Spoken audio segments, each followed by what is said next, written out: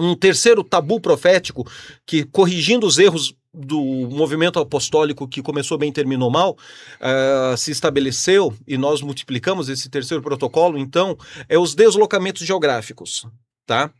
Que Deus está me revelando, você tem que vender tudo aqui em Guarulhos e morar nos Estados Unidos. Quantas pessoas estão na Europa passando fome? Quantos pastores foram nos Estados Unidos passar vergonha por uma profecia da alma?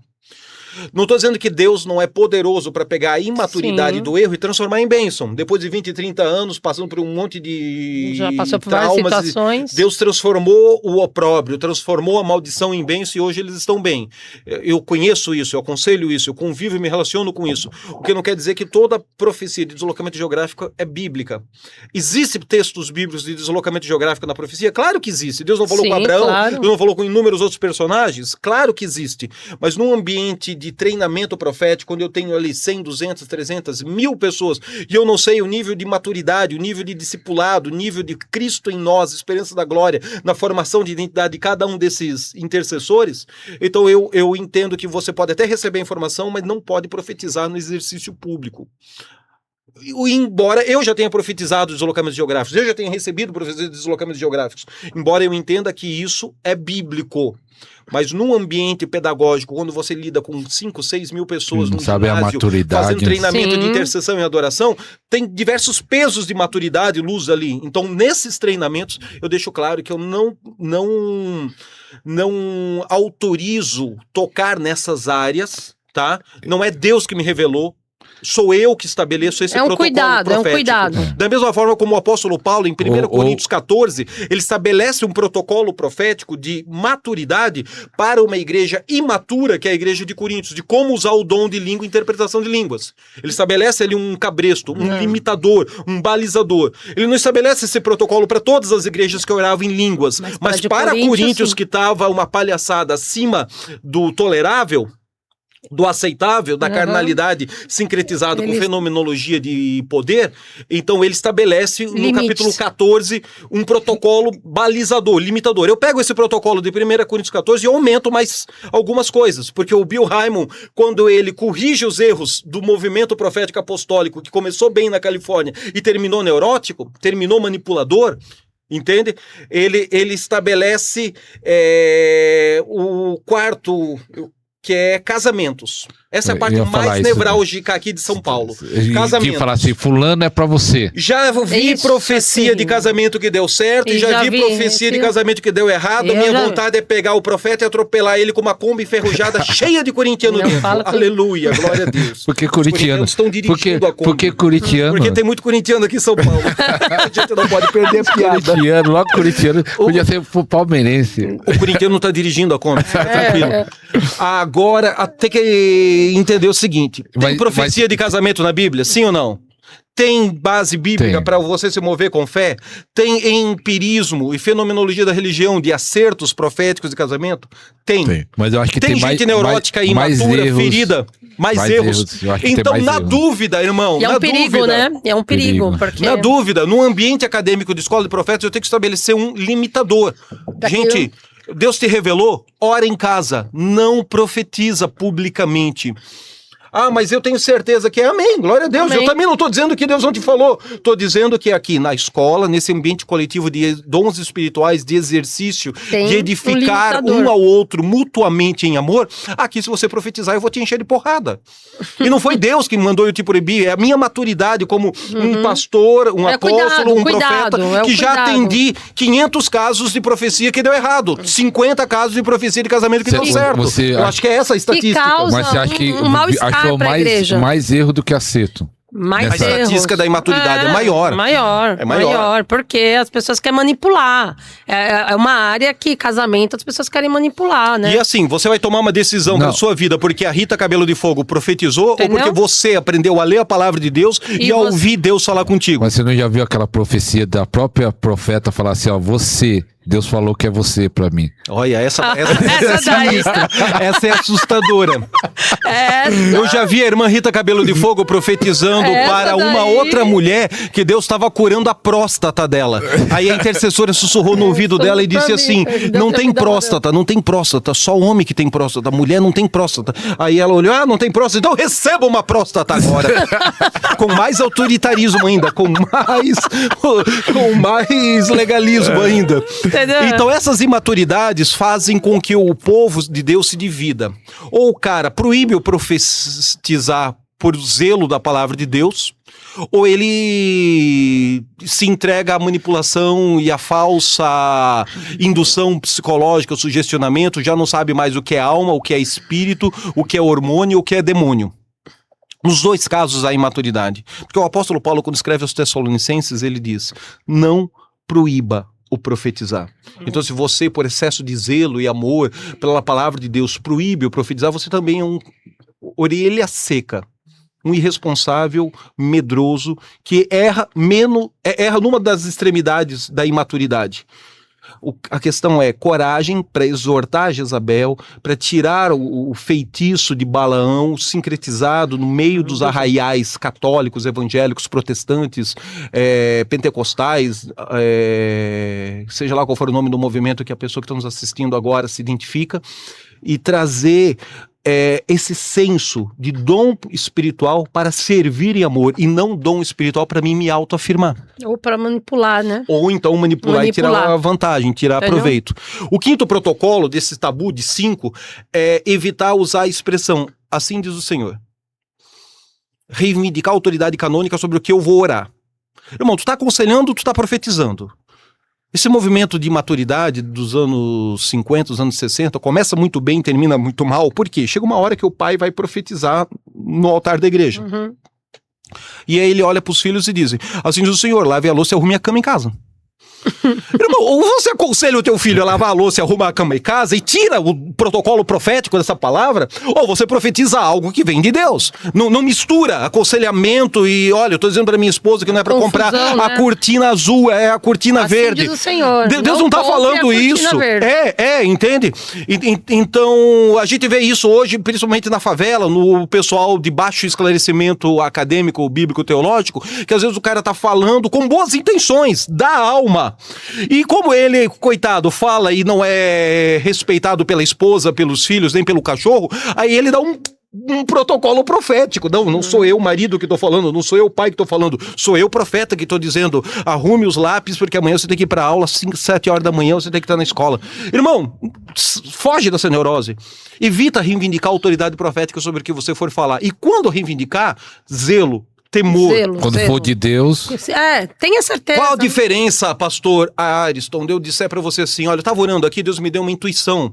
E aí eu dou uma palavra de sabedoria, eu fluo na palavra do conhecimento, eu fluo aqui no discernimento de espírito. Eu profetizo o que eu tenho que profetizar pra você. Se eu vou orar em línguas, interpretar, ou se eu vou entregar o recado direto em língua portuguesa, depende do protocolo de maturidade de cada um e o exercício de dons espirituais. Aí agora você recebe essa palavra e no final eu pergunto pra você assim, ore a Deus e peça testificação sobre essa palavra que eu te dei. Eu sei que eu profetizei para você. Agora, eu não me arrisquei a perder a minha autoridade e o meu compromisso, a minha integridade profética diante de Deus, dizendo assim diz o Senhor, com tom de voz de locutor de rádio. Mudando, você já viu que tem uns bipolar que incorporam um personagem na hora que profetiza? Que se errar... E isso acaba dando munição, né? Se errar vai ter um problema maior. Não, ele falou que era Deus. Era Deus. Eu conheci Você conheceu o Steve Thompson? Conheceu lá dos Estados Unidos, do Rick Joyner. Já estive com o Rick Joyner lá na Carolina do Norte, Carolina do Sul, ele então, lá. Quando veio o Steve Thompson aqui, eu achei tremendo isso, ele falando como profetizar. Ele falou assim, o problema é que...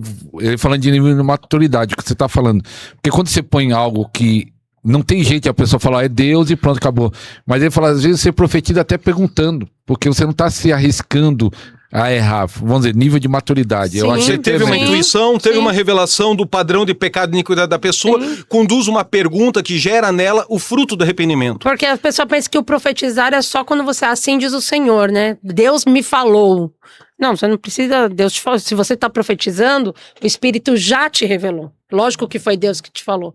Então, mas quando você traz essa afirmação para si, né, você se coloca num patamar, você tira a sua responsabilidade e põe uma responsabilidade em cima de Deus. Aí não acontece. Por quê? Porque Deus não te falou nada. Às Tá vezes é entendendo? da alma, né? Deus não- É da assim alma. diz o Senhor, coisa E nenhuma. aí você fica queimado. Entendeu? Mas só que é E aí não só você ficar queimado, né? Nós ficamos Ah, não, queimados. que aí é né? todo mundo, Porque aí, todos os profetas. não, porque aí o que acontece é o seguinte, a irmã Rita Cabelo de Fogo erra e manipula na profecia lá no culto da garagem, mundo errou. quarta-feira da casa dela, mas o irmão presbiteriano, o batista, o católico, o espírita, Não. o kardecista e o de matriz africana que passou na rua, ele generaliza e aplica essa Aplica. imaturidade do uso dos dons proféticos No a todos. geral. Ah, os crentes de uma forma Generaliza. geral. Aí depois que ele entra no movimento, ele descobre que tem gente vertical, de autoridade, Verdade. unção, integridade, e tem gente gente que lata imatura, vazia, que só né? faz barulho. Mas até ele entender isso, muitos bloqueiam e não dão esse passo inicial Mas- da fé em Cristo Jesus. Mas é interessante que você falando que o Hamilton não é o nome dele? Bill Hymon. Bill Hymon. Em inglês, já fico com dificuldade do português. Agora em inglês. Ele é o fundador do Christian International. Então, mas em só que é Santa interessante Bárbara, que na isso que eu Flórida. lendo dele, até uma época que eu li dele, ele já profetizou para milhares de pessoas no mundo todo, né? Não era contra a profecia, ele queria pôr um equilíbrio, né? Ele é o cara que traz o protocolo de maturidade no uso dos dons proféticos, corrigindo os erros da primeira geração. Vamos falar um pouquinho sobre essa segunda geração apostólica profética no mundo. Aqui no São Paulo, em Budas Artes, o apóstolo Alberto, ele tem os direitos autorais da literatura do Bill Hymon, do Christian International. Ele é meio que a extensão e continuidade desse movimento. Em 2007, eu conheci ele lá em Campos. Qual o nome dele? O apóstolo Alberto aqui Alberto. em Budas Artes. É um nome para vocês produzirem conteúdo juntos com ele. Bem Depois, homem de Deus, se você tiver contato servo. dele, passa. Não, ele multiplicou muito da literatura do Christian International, é o representante do Christian International em língua portuguesa aqui no Brasil. Um pouquinho mais de água. E em 2007, quando o Bill Hymon estava em Campos, ele me levou lá no gabinete, mandou gravar o áudio, o Cliff Bell deu uma profecia e o Bill deu uma palavra ativando as habilidades, faculdades, ferramentas proféticas e apostólicas. O Fernandinho presenciou essa oração com o Masao Fujihara, estava ali recebendo a oração dele junto Massal comigo. conheço, o Fernandinho, o cantor? O cantor. É, cantor. E enquanto isso estava acontecendo ali no escritóriozinho, lá no templo estava o Héctor Torres pregando e o Silas Quirino traduzindo do espanhol para o português, uma das ministrações lá do evento. Ali acho que foi a primeira escola brasileira apostólica profética, um nome esquisito assim que o Silas Quirino fez lá em Campos, mas foi muito edificante para o corpo de Cristo. Eu só vou assumir a minha identidade apostólica de 2007 em 2009. Por quê? Porque eu já era um pastor que pastoreava pastores, vinha daquela identidade do avivamento extravagante, Ministério Avivamento Extravagante, que fazia reuniões de cura, milagres criativos, pó dourado, dente de ouro, emagrecimento instantâneo. Depois eu quero que você me responda, você pode continuar na linha do raciocínio, mas depois me responda como você recebeu esses sinais. Ok, os milagres criativos, né? Isso aí é uma coisa interessante também, que edifica bastante a igreja quando a gente compartilha. Primeiro homem que eu vi ministrar isso em Joinville, Santa Catarina, quando a gente era luterano, orando em línguas, em processo de transição da identidade denominacional, foi o chileno, Acho que eu conheci esse Dário fenômeno. Salas. Conhecia, né? Tá? Dário Salas pregou muito no Brasil, depois as Assembleias de Deus acionaram meia dúzia de apologeta para desconstruir a escatologia dele, porque ele era mesomilenista, ele não era pré-milenista dispensacionalista, segundo a tese de Massachusetts lá e dos católicos jesuítas. Ele acreditava que iria passar por parte da tribulação para a igreja imatura ser chacoalhada e se arrepender. Mas acreditava no arrebatamento e no encontro nos ares.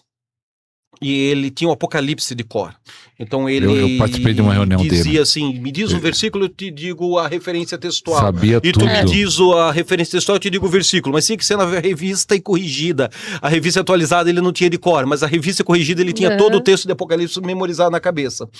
E assim, eu vi ele sendo usado com dente de ouro, com emagrecimento instantâneo, na tenda em Curitiba, na Igreja do Evangelho Eterno, tinha uma pessoa que não tinha o globo ocular, mas depois da oração, aquelas noites de glória, sem o globo ocular ela conseguia ler, tampava o outro olho e o olho do acidente, sem o globo ocular ela conseguia ler. Conseguia ler? Enxergar.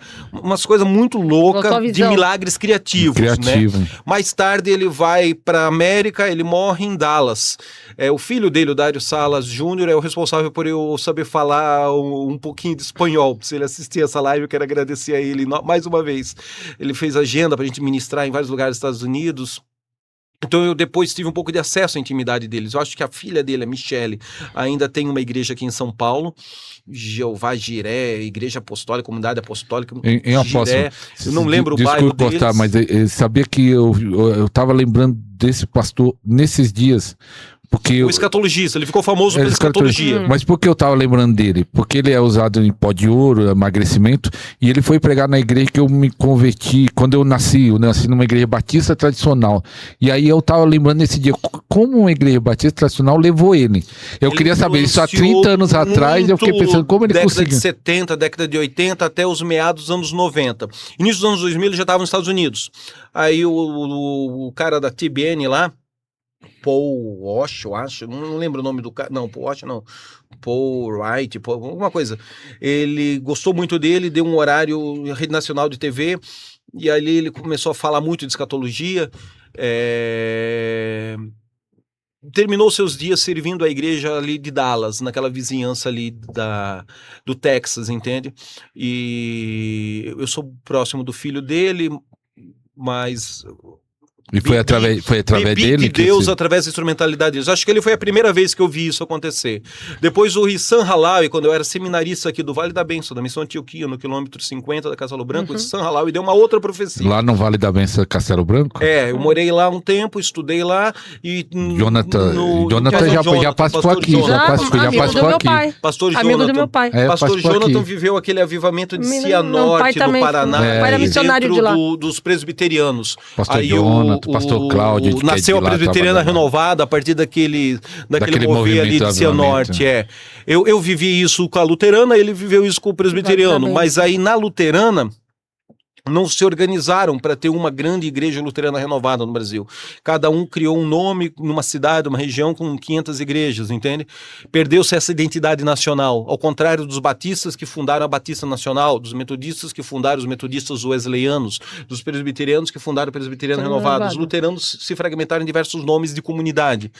E ele, então foi muito importante com a estrutura ali do Vale da Bênção, da Missão Antioquia, 2001, até acho que início de 2002. Depois meu pai morre, a minha igreja me leva de volta para Santa Catarina e no ano seguinte eu já estou casado com Mônica, morando em Recife, em Pernambuco, onde a gente começa a viajar o mundo e a tanto ajudar igrejas locais quanto implantar o projeto de igreja que a gente emancipou depois.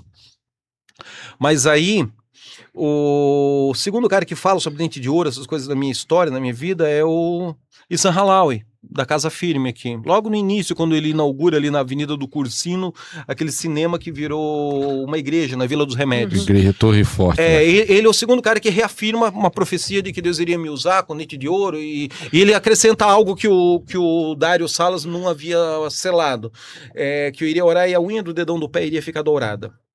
Legal isso aí. Isso aconteceu uma vez só, com uma pessoa que fotografou e mandou para mim. Não sei se aconteceu várias vezes, mas que eu tenho testemunho, né, visível uma vez só. Mais tarde eu encontro um outro pastor, um outro irmão aqui de São Paulo, que vivia nos montes orando, também viajou um tempo comigo e acrescentou isso, catalisou isso, e desde então, eu não sei, eu acho que eu conheço uns 200 caras aí no mundo que oram por esses fenômenos de milagre criativo, talvez mais. Eu entendo que essas coisas estão se multiplicando. Eu entendo que muitos pastores que andam conosco operam nesses sinais, entendo que esses propósitos, eles são uma janela de tempo, uma visitação de anjos, uma visitação de graça, né? Não creio que isso é um propósito, assim, você ficar a vida inteira falando nisso. Acho que tem uma imaturidade com o uso de sinais criativos, Recebi muito do Randy Clark, recebi muito do Bill Raymond, que em 2007 me ungiu o Ministério Apostólico. Eu recebo de todo mundo, porque eu aprendi a honrar o que o outro carrega, né? Então, se eu edifico ele, eu quero ser edificado através da vida dele. Eu vou sair daqui desse podcast carregando um pouco da glória e da unção dos dons que Deus carrega no ministério do pastor Ariston Júnior. Eu vou receber algo do ministério dele só pra gente tomar um café, comer um pão de queijo e orar junto. Eu aprendi a fazer isso quando eu discerno o espírito das pessoas e entendo que a pessoa é séria no reino de Deus. Eu também entendi o que é sacudir o pó da sandália em testemunho contrário. Eu também entendi o que é isso. O quanto isso é necessário, embora polêmico. Mas entendo que o reino de Deus é um reino de relacionamentos, é um reino de conexões. Eu não acredito que existe um organograma piramidal no reino de Deus.